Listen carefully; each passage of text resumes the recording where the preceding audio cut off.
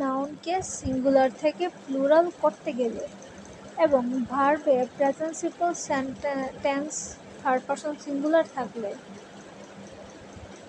কোনো ওয়ার্ডের শেষে যদি ওয়াই থাকে তাহলে প্লুরাল করতে গেলে আই এস, আবার কখনো ওয়াইয়ের সাথে এস বসে। সংক্ষেপে মনে রাখার জন্য যদি ওয়াইয়ের আগে কনসোনেন্ট হয় তখন আইএস, আর যদি ওয়াইয়ের আগে ভাওয়েল হয় তখন ওয়াইয়ের সাথে এস হবে। আমি আশা করি কনসোনেন্ট আর ভাওয়াল কোনগুলো সেগুলো আপনাদের জানা আছে। যেমন ভাওয়াল হলো এ ই আই ও ইউ, এগুলো হলো ভাওয়াল। এখন ওয়াইয়ের আগে যদি ভাওয়াল থাকে তাহলে চেঞ্জ হবে না, মানে ওয়াইটা উঠে যাবে না, ওয়াইয়ের সাথে এস বসবে, তাহলে প্লুরাল বোঝাবে। আর ভাওয়াল ছাড়া বাকি সব যত লেটার আছে ওইগুলো হলো আপনার কনসোনেন্ট। তখন ওই ওই ওয়াই থাকলে ওয়াইটা উঠে গিয়ে আইএস বসবে। আচ্ছা, কিছু এক্সাম্পল দেখবো তাহলে আমরা ক্লিয়ার হতে পারবো। এখন দেখুন নাউন যে word singular to plural, noun ওয়ার্ডগুলো আমরা দেখি। যেই ওয়ার্ডের শেষে ওয়াই আছে এবং ওয়াইয়ের আগের লেটারটি হলো কনসোনেন্ট।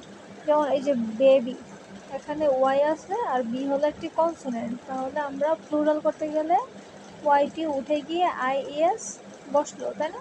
তারপরে সিটি, ওয়াইয়ের আগে টি, এটা হলো আমার কনসোনেন্ট, তাহলে ওয়াইটি উঠে গিয়ে আইএস হলো পার্টি, এখানেও কনসোনেন্ট ওয়াইয়ের আগে, তাহলে পার্টিস, ওয়াই উঠে গিয়ে পার্টিস, তাহলে আমার প্লুরাল হয়েছে। এখন ভাওয়েল, যদি ওয়াইয়ের আগে ভাওয়েল থাকে তখন শুধু এস হবে প্লুরাল করতে গেলে। যেমন বয়, বয়ের প্লুরাল হল বয়েস, টয়ের প্লুরাল টয়েস, ডে এর প্লুরাল ডেইস, এই হলো। এখন আসি verb, verb singular to plural. এখন ভার্বের ক্ষেত্রে এমনই হবে যে ওয়াইয়ের আগে যদি কনসোনেন্ট থাকে আইএস, আর ভাওয়াল থাকলে শুধু এস বসবে। Try tries, cry cries, study studies, play plays, say says, enjoy enjoys.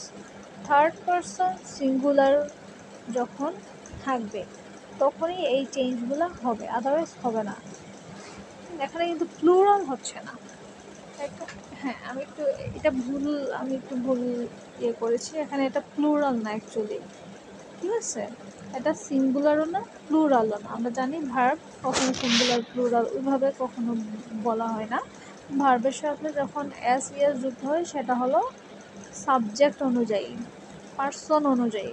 Person যদি থার্ড পার্সন সিঙ্গুলার হয়, ঠিক আছে, যেমন হি শি ইট রাহিম, যে কারোর নাম, তখন সেই থার্ড পারসন সিঙ্গুলারের পরে যদি একটা এই যে ওয়ার্ড আসে যেমন ট্রাই, তখন ওয়াইটি উঠে গিয়ে চেঞ্জটা হবে আইএস। এটাকে কিন্তু আসলে আমরা প্লুরাল ভেবে নিব না। আচ্ছা, কিছু এক্সাম্পল দেখি তাহলে আবার।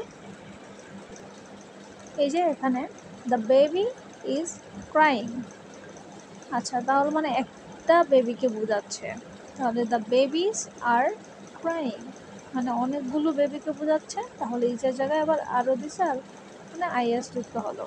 তারপরে the boys are playing football, তাহলে অনেক, এখানে কিন্তু ওয়াইয়ের সাথে অ্যাস হয়েছে কারণ ওয়াইয়ের আগে ভাওয়াল, তাই না?